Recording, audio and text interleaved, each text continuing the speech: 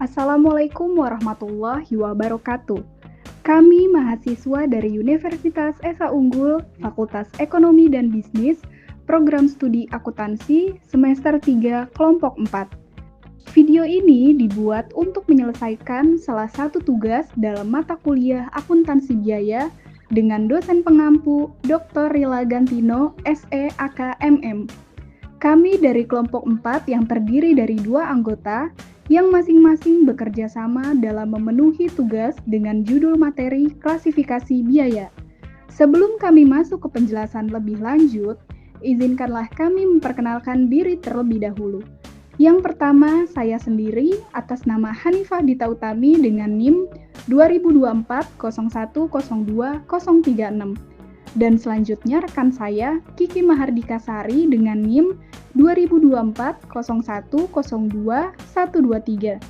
Baiklah, kita langsung saja ke materi pembahasannya. Adapun pengertian biaya dalam dunia akuntansi dan manajemen, biaya atau cost diartikan sebagai pengorbanan sumber ekonomi yang diukur dalam satuan uang untuk memperoleh barang atau jasa yang diharapkan memberikan manfaat di masa depan. Pengorbanan ini bisa berupa kas, tenaga kerja, bahan baku, waktu, atau sumber daya lain yang digunakan dalam proses produksi maupun operasional perusahaan. Dalam konteks perusahaan, ada perbedaan penting yang perlu dipahami antara biaya atau cost, beban atau expense, dan pengeluaran atau expenditure. Yang pertama, biaya atau cost adalah pengorbanan sumber daya untuk memperoleh manfaat ekonomi. Yang kedua, beban atau expense adalah biaya yang telah dikonsumsi untuk menghasilkan pendapatan dalam periode tertentu. Yang ketiga, pengeluaran atau expenditure adalah setiap aliran keluar kas, baik yang langsung menjadi biaya maupun yang dikapitalisasi menjadi aset. Adapun tujuan dari klasifikasi biaya, yang pertama menentukan harga pokok produksi secara tepat dengan memisahkan biaya bahan baku, tenaga kerja, dan overhead untuk memperhitungkan harga jual yang akurat. Yang kedua, mendukung perencanaan dan pengendalian biaya agar manajemen dapat mengatur anggaran dan menilai efisiensi operasional. Yang ketiga, membantu pengambilan keputusan manajerial seperti menentukan alternatif produksi, investasi, atau kebijakan biaya. Yang keempat, menilai kinerja dan pertanggungjawaban manajer dengan membedakan biaya yang dapat dikendalikan dan yang tidak, guna meningkatkan efektivitas pengelolaan perusahaan.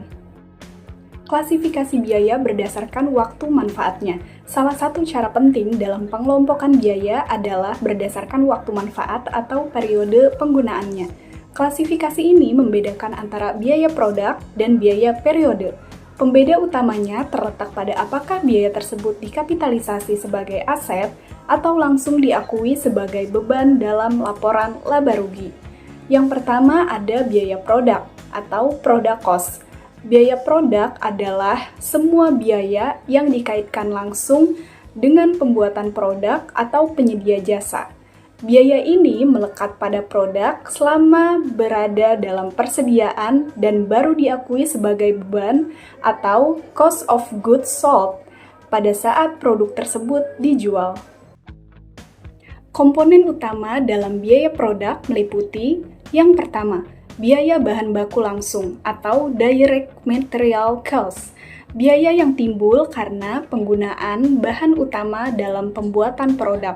Contohnya, kayu dalam produksi mebel, tepung dalam pembuatan roti. Yang kedua, biaya tenaga kerja langsung atau direct labor cost, biaya yang dibayarkan kepada pekerja yang terlibat langsung dalam proses produksi. Contohnya, upah tukang kayu, upah operator mesin.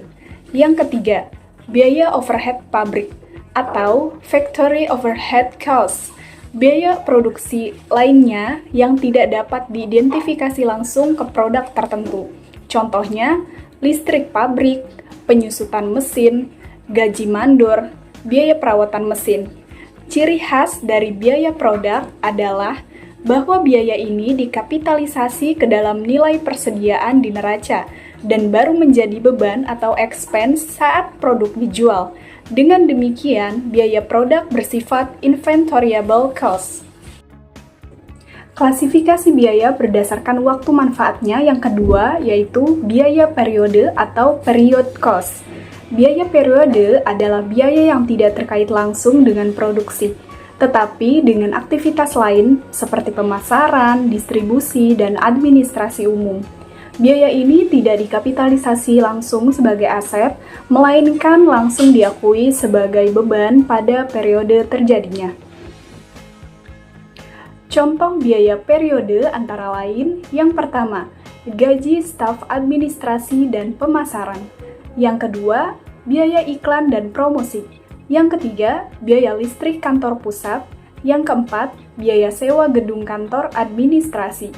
Karena manfaatnya hanya dirasakan dalam periode akuntansi berjalan, biaya periode disebut juga non-inventoriable cost. Perbedaan utama antara biaya produk dan biaya periode terletak pada hubungan biaya dengan aktivitas produksi dan waktu pengakuannya dalam laporan keuangan. Biaya produk mempengaruhi harga pokok penjualan atau HPP, sedangkan biaya periode langsung mempengaruhi laba bersih selama periode berjalan. Klasifikasi biaya berdasarkan kegiatan operasional. Selain berdasarkan waktu manfaat, biaya juga dapat diklasifikasikan menurut fungsi atau kegiatan operasional dalam perusahaan.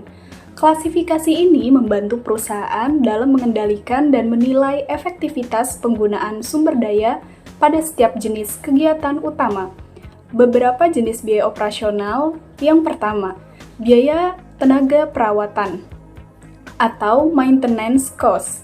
Biaya tenaga perawatan adalah biaya yang dikeluarkan untuk memelihara dan menjaga kondisi fasilitas produksi agar tetap berfungsi dengan baik.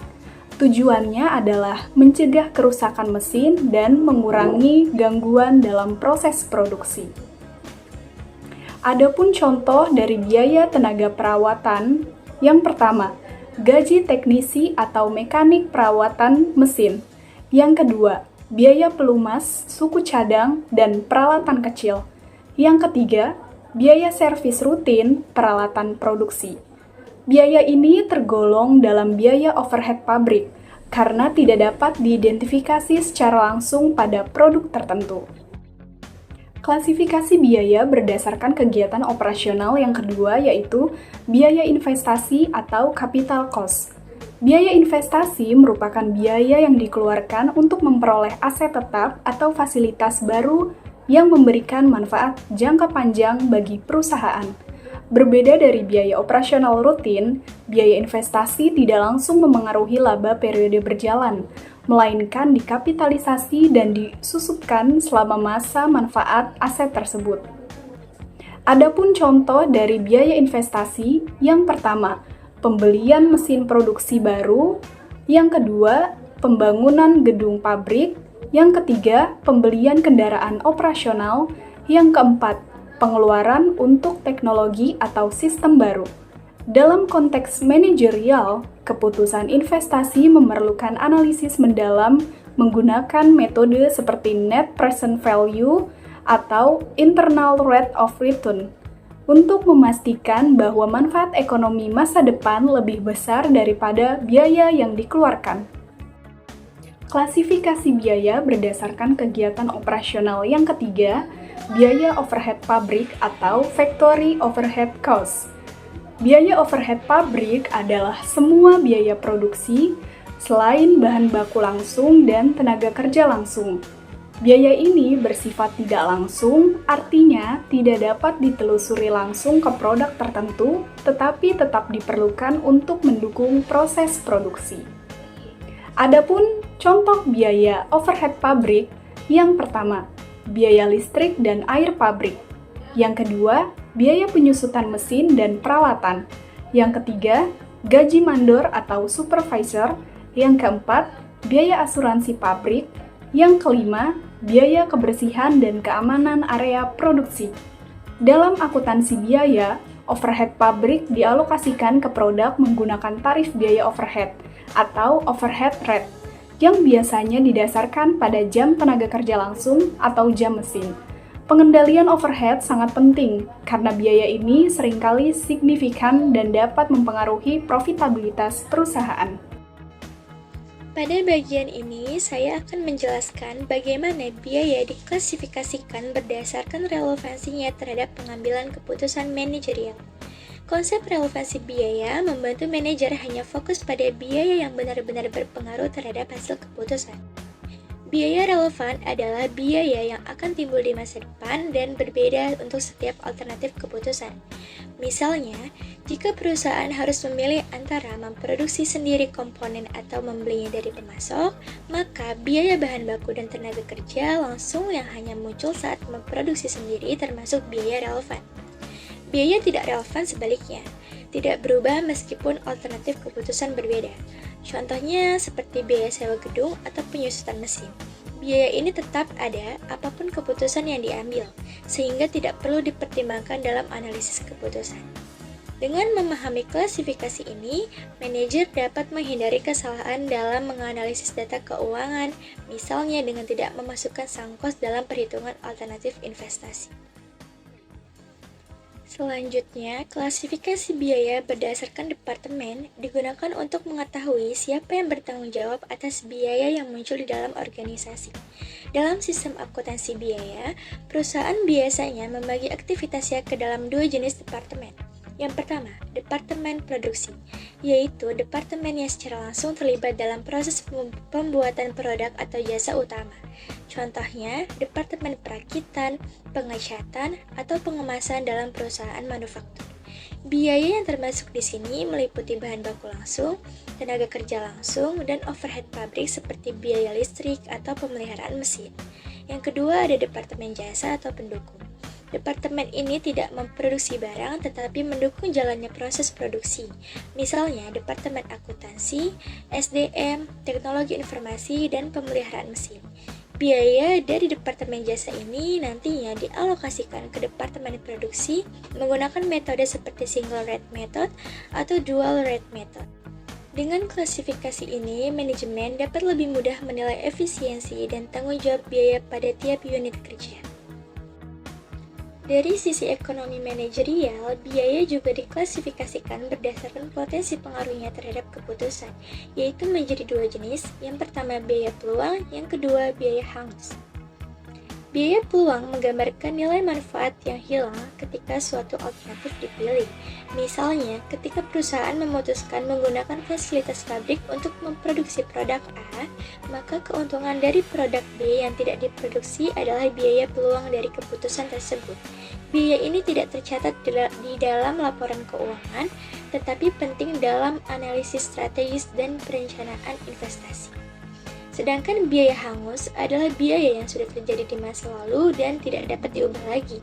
Contohnya, pembelian mesin tahun lalu senilai 500 juta. Pengeluaran ini tidak relevan untuk keputusan mengganti mesin karena uangnya sudah keluar dan tidak dapat dipulihkan. Dengan memahami perbedaan ini, manajer dapat menghindari kesalahan umum seperti menolak investasi baru hanya karena biaya masa lalu dianggap masih harus dikembalikan. Sebagai penutup, dapat disimpulkan bahwa klasifikasi biaya merupakan dasar penting dalam sistem akuntansi manajemen. Dengan memahami pengertian, tujuan, serta berbagai dasar klasifikasi biaya, perusahaan dapat menentukan harga pokok dan harga jual secara akurat, mengendalikan pengeluaran operasional, mengukur efisiensi produksi, sehingga akhirnya meningkatkan daya saing serta profitabilitas secara berkelanjutan. Dengan demikian, klasifikasi biaya bukan sekedar kegiatan pencatatan akuntansi, tetapi juga alat analisis strategis untuk mendukung pengambilan keputusan manajerial yang tepat dan efisien. Baik, sekian penjelasan yang dapat kami sampaikan terkait materi klasifikasi biaya. Apabila ada kata-kata yang kurang berkenan mohon dimaafkan. Kami pamit undur diri. Terima kasih.